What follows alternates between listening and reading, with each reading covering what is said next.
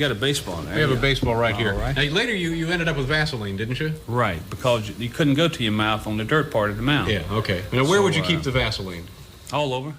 He's a great pitcher, and our guys were complaining so much about his fastball that they thought that he's doctoring it up and everything else. So I kept telling him that I got a new police dog that locked up in the clubhouse, that when he comes out to pitch, it can smell that Vaseline stuff, and I'm going to turn the dog loose, and it's going to go directly after him and bite him.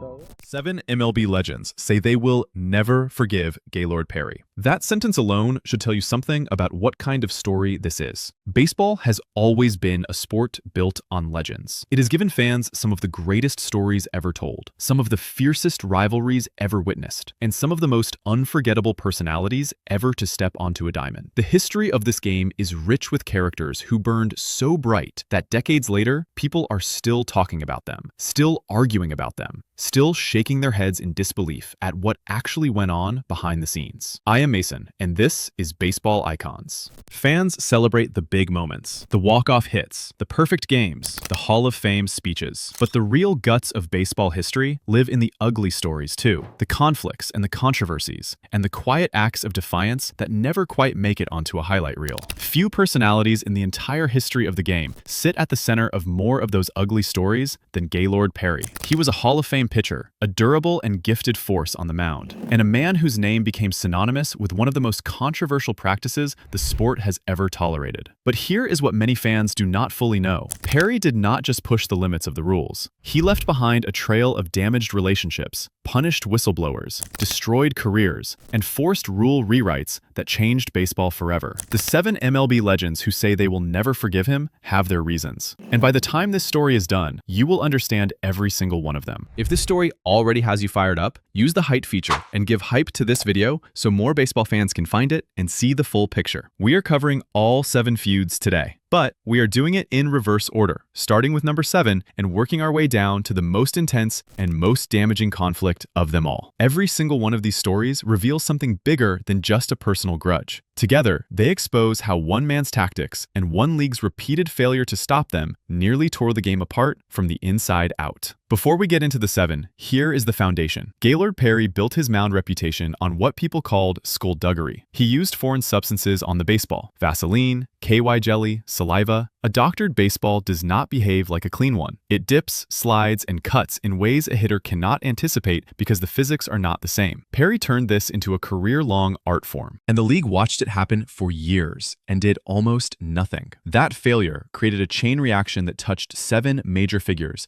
and eventually forced baseball to rewrite its own rules. Those 7 figures are Frank Robinson, Billy Martin, Bobby Mercer, Johnny Bench, Pete Rose, Bowie Kuhn, and Joe Cronin. Starting from the bottom, number 7, Joe Cronin. Joe Cronin was the American League president during the height of Gaylord Perry's career. He was a former player himself, someone who understood what the game demanded and who believed in protecting its integrity. His job was to make sure the rules carried real weight, that when a rule was broken, consequences followed. The problem was that when it came to Gaylord Perry, the rules seemed to carry very little weight at all for a very long time. And Cronin's record on addressing that problem is not something to hold up as an example of leadership. The core issue was that umpires across the American League were struggling to catch Perry in a way they could act on. Perry had spent years perfecting a system of movements on the mound that made it nearly impossible to prove what he was actually doing at any given moment. He would reach up and touch his hair. He would run his fingers slowly along the front of his jersey. He would graze the side of his forehead. He would brush a wrist across his thigh. And he did all of these things constantly, cycling through them over and over again, so many times every inning that no umpire could ever be confident which touch was the real one, and which were designed purely to create uncertainty. By the time anyone thought they had detected the pattern, the pitch was already thrown and the moment was gone. Perry also gave the league a very convenient exit ramp. He publicly and consistently maintained that his best pitch was nothing more than a hard slider. That single claim gave Cronin and everyone around him what gets called plausible deniability. If Perry insisted it was a slider, and the league could not produce undeniable physical evidence to the contrary, then technically the office was not required to act against him. And for a long, frustrating stretch of years, they chose not to. The hard slider defense was a wall, and Cronin left it standing. When the situation eventually exploded, and managers across the league started taking desperate action out of sheer frustration, Cronin stepped in and handed out discipline. But that discipline went in completely the wrong direction. He was punishing the people who were reacting to the problem, not the person who created it. He was going after the managers and the players who had been pushed past their breaking points,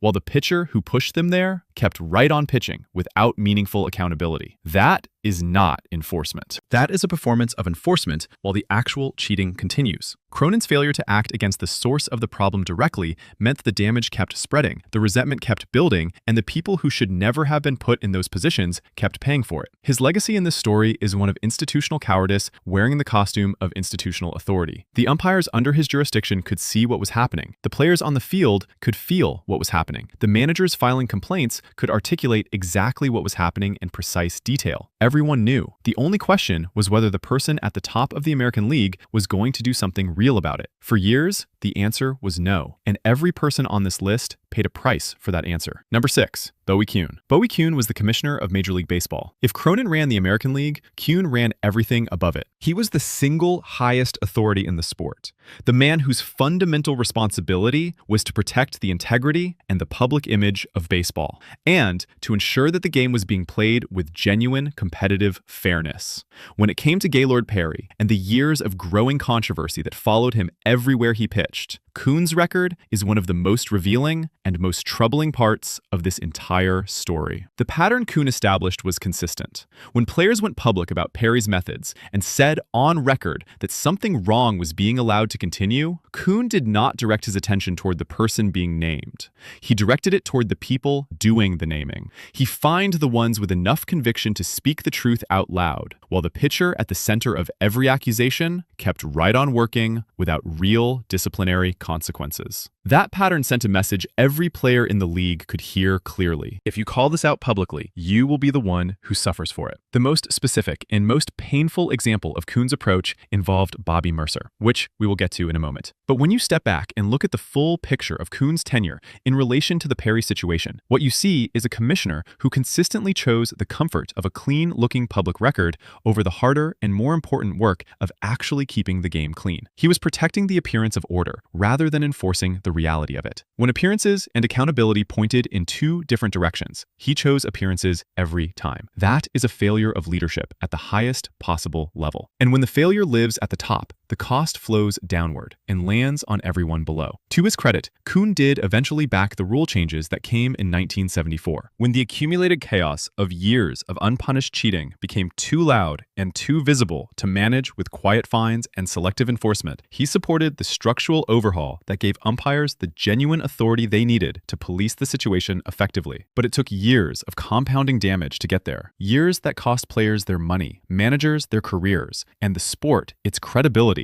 in ways that none of it needed to cost if the enforcement had been honest from the beginning. The rule change that finally came was an admission that the previous approach had failed, that the people who had been suffering under it were right, and that the institution had been choosing its own comfort over its own stated principles for far too long. Number 5, Bobby Mercer. Bobby Mercer was one of the most respected players in the game during the early 1970s. He was a New York Yankee, a consistent performer at the plate and in the field, and a man who carried himself with professional seriousness about the sport he played and what it was supposed to stand for. In 1973, Mercer decided he had watched enough of what was happening and that someone needed to stop whispering about it in private and say something publicly where it could not be ignored. He went to the press. He publicly criticized the league's failure to enforce the rules against doctored pitches. He pointed at Perry's well-known reputation and argued that the selective blindness from the commissioner's office was turning the rulebook into a document with no practical meaning. Every point he made reflected what players across both leagues were already saying to each other in private. The difference was that Mercer had the courage to say it in front of a microphone with his name on it. Commissioner Bowie Kuhn fined him $250 for it. Let that land clearly. A player tells the truth about an ongoing cheating situation. He names the problem specifically and publicly. He calls on the people in authority to do what their job requires them to do.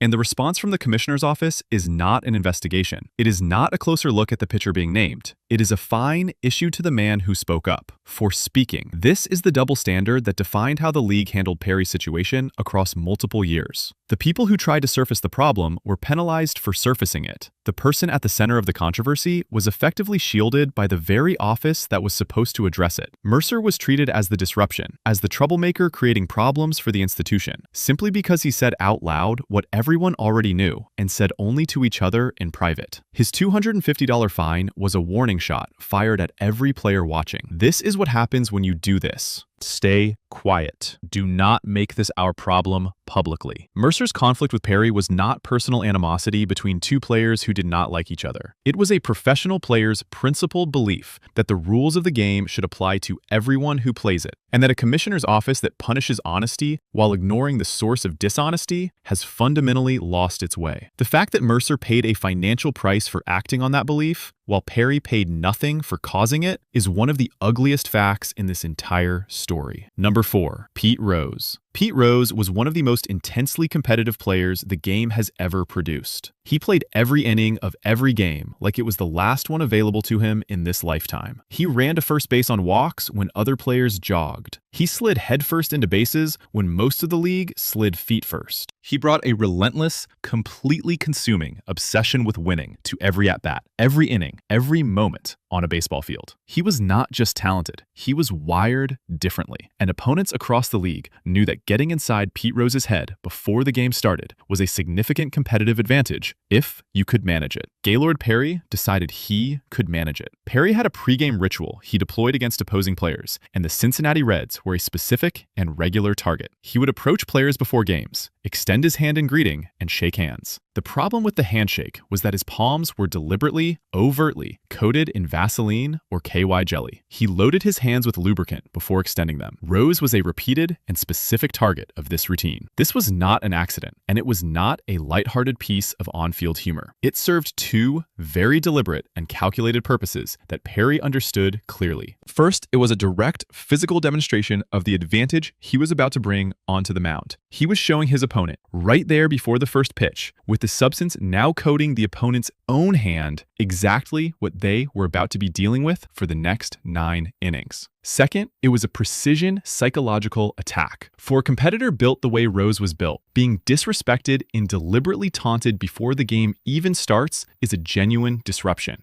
It introduces anger and agitation into a mind that needs to stay focused and controlled. It forces you to think about Gaylord Perry and his grinning, greasy hands, when what you need to be thinking about is your pitch recognition, your timing, and your approach. Rose was legendary for his mental intensity. That was not just personality. It was a professional skill built over a career. Perry recognized it and designed his pregame ritual to attack it directly. The weaponized handshake was not about the Vaseline itself. It was about what having it on your hand before the first pitch does to the mental state of someone who competes the way Rose competed. The resentment Rose carried from these encounters was the lasting kind. The kind that comes from being shown deliberate disrespect by someone who smiled while delivering it. Number 3, Johnny Bench. If Pete Rose represented the psychological damage Perry's tactics were designed to create, Johnny Bench represented the physical reality of what those tactics actually produced for the people who had to deal with the consequences directly and repeatedly. Bench was one of the greatest catchers in the history of baseball. He was a defensive genius behind the plate, an offensive force that few catchers in any era have matched, and a man who understood the mechanics and the physical demands of his position at a depth that most players never reach. The doctored baseball did not just frustrate him competitively, it repulsed him in a way that was deep and professional and completely justified by the reality of what he had to handle. Consider what it actually means to work an entire game as a catcher while the pitcher on the opposing team is putting a ball coated in lubricant into play. Most people, when they think about this situation, think about the hitter. They think about the ball that moves in ways a clean ball cannot move. The pitch that the hitter simply cannot read or anticipate because the physics producing the movement are not the physics he has spent years training himself to recognize. And that is a real problem. But the hitter faces the ball for less than a second per pitch. The The catcher handles it on every single pitch of the game for 9 innings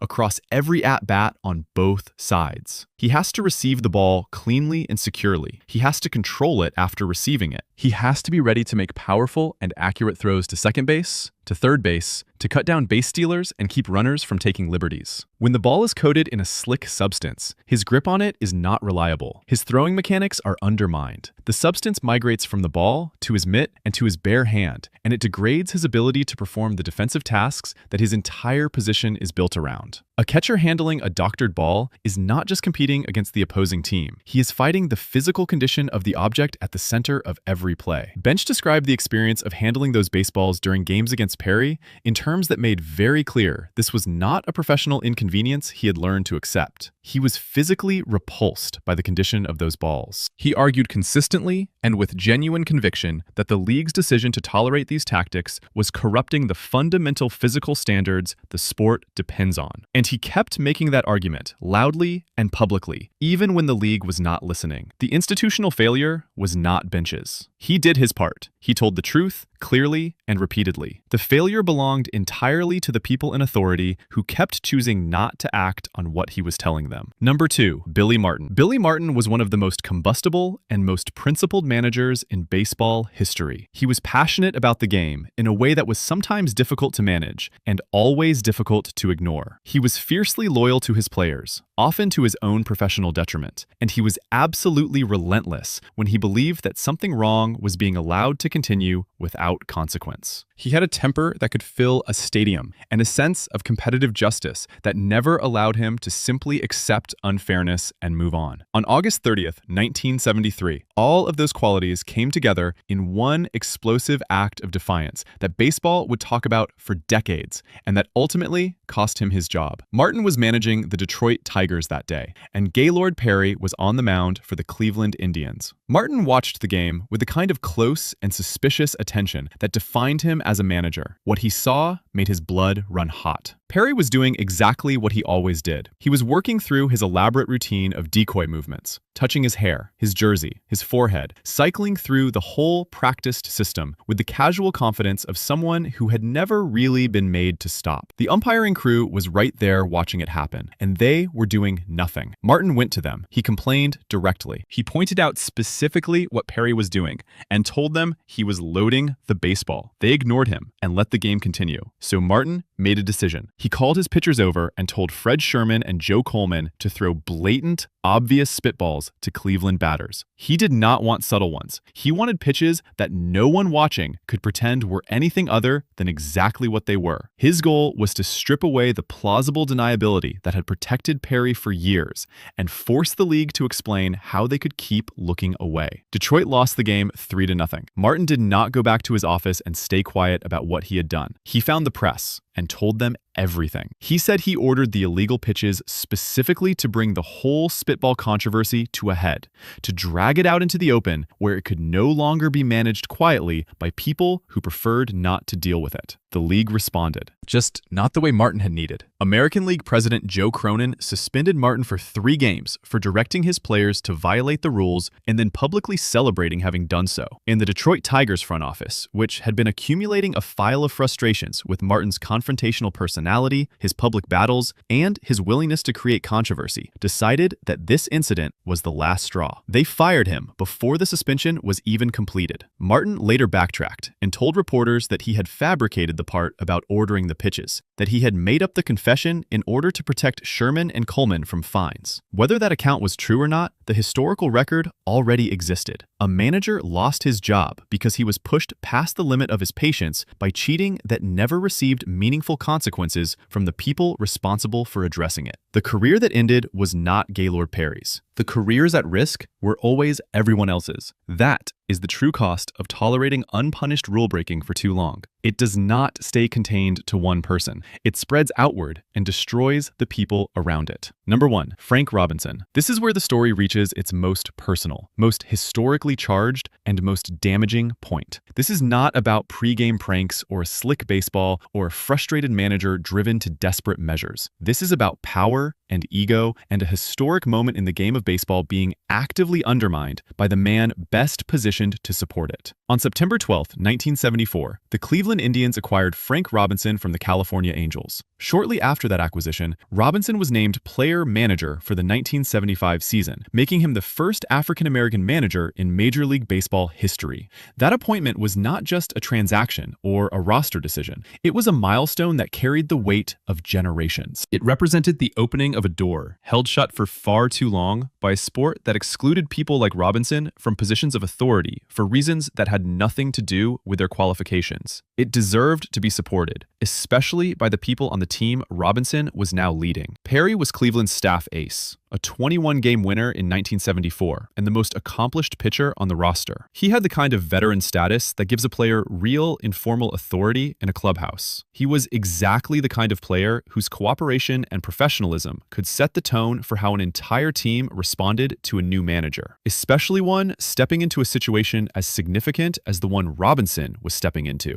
Instead, Perry chose a different path. Before the 1975 season even started, in the autumn of 1974, Perry went to the press. Robinson's contract was public knowledge. He was earning $180,000 as a player and an additional $20,000 as manager for a total of $200,000. Perry publicly demanded a contract that would pay him exactly $1 more than his manager's entire compensation, $200,001. That was not a negotiating tactic. It was a statement. It was a public declaration of a financial and professional competition between a pitcher and his new manager before Robinson had stood in a dugout or made a single lineup decision. It was a challenge to Robinson's authority, delivered in the most visible way possible. Spring training in 1975 added another layer to the conflict. Robinson put in place a serious conditioning program. He wanted his players running and stretching on a regular schedule to reduce injuries and build a more physically resilient team. It was a professional and entirely reasonable request from a manager who was trying to do his job well. Perry, who had apparently decided that his years of experience entitled him to opt out of the same expectations applied to every other player on the roster, was caught cutting corners in the running drills. He was not following the program. Robinson called him in and addressed it directly. He told Perry that as the team's most visible and accomplished player, he had a responsibility to set the right example, not to undermine it. He was correct. That is basic professional responsibility and basic respect for the person in charge of the team. Perry's response to that conversation was to go around Robinson entirely. He contacted general manager Phil Segui directly and asked to be traded away from Cleveland. A three-way meeting between Perry, Robinson, and Segui temporarily cleared the air on the surface. But a professional relationship does not simply reset after one of the people in it has publicly challenged the other's salary before the season begins, skipped the conditioning program that everyone else on the roster is following, and gone over the manager's head to ask for a trade. The foundation was gone. Opening day arrived on April 8, 1975. Robinson stepped into the batter's box as designated hitter, and in his very first plate appearance as a major league manager, he hit a home run. It was an extraordinary moment. The crowd understood exactly what it meant.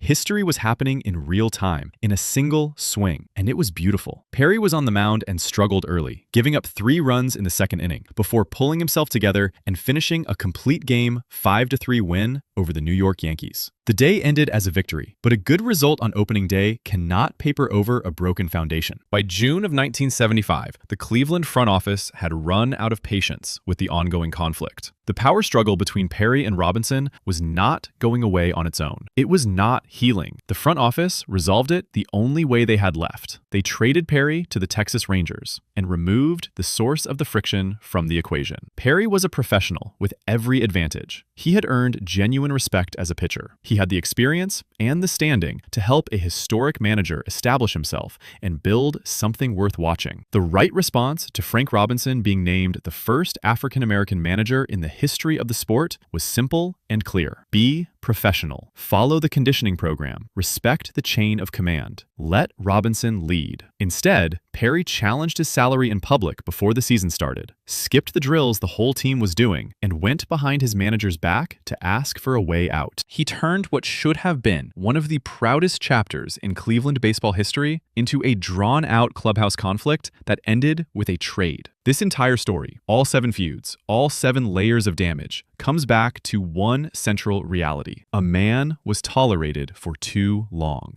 The The costs of that tolerance were paid by catchers, hitters, managers, whistleblowers, and historic figures who all deserved far better than what they got. The architecture Perry built across his career was never just about one slick baseball on one particular afternoon. It was about every corner of the game it touched. Greasy baseballs degraded the grip and throwing mechanics of catchers who had nothing to do with the at-bat taking place. Vaseline-coated handshakes were deliberately designed to plant agitation and break focus before the first pitch was thrown. Public contract demands and skipped conditioning drills fractured the authority of a manager who was already carrying more weight than any other manager in the history of the game. Critics who spoke the truth were silenced with financial penalties. Managers who tried to force accountability were fired before their suspensions were finished. And through every one of those moments, the person at the center of every controversy kept pitching. The rule change that finally came in 1974 is important to understand clearly. What became widely known as Gaylord's Rule was written into the official playing rules as a formal amendment to Rule 8.02. Under the new guidelines, umpires were given broad authority to search a pitcher at any time during a game. They could inspect his person, his uniform, and his equipment without needing to catch him in the specific act of applying a substance. If a foreign substance was found on a pitcher, it was treated as automatic proof of intent to doctor the baseball. The result was immediate ejection and a subsequent suspension. Possession was treated as purpose. The elaborate system of decoy movements and the hard slider defense and the plausible deniability that had protected Perry for years were no longer enough. The loophole was finally closed. That was not a minor procedural adjustment. It was the sport formally acknowledging, in its own official rulebook, that the approach it had been taking had not been working, that the people suffering under the old approach had been right all along, and that the institution had been choosing its own convenience over its own stated principles for too long. The deepest lesson in this story does not live in any single incident. It lives in the pattern. When an institution chooses to protect its image rather than enforce its rules, the costs compound. The damage spreads outward from the source. The people who speak up get punished for it. The people who fight back get fired for it. And the person responsible for starting the whole chain keeps benefiting from a system that was supposed to stop exactly what they were doing. Johnny Bench argued clearly and consistently for the physical standards the game depends on. Bobby Mercer paid out of his own pocket just for telling the truth publicly. Billy Martin sacrificed his entire managerial tenure with Detroit in a desperate attempt to force a conversation that the league kept refusing to have. Frank Robinson stepped into a moment of genuine historic significance and had to spend energy fighting his own best pitcher just to establish the basic authority that his position entitled him to hold. None of these people asked to be in those positions. They were put there by a failure of institutional will that lasted far too long. Baseball did learn. The rule changes are proof of that.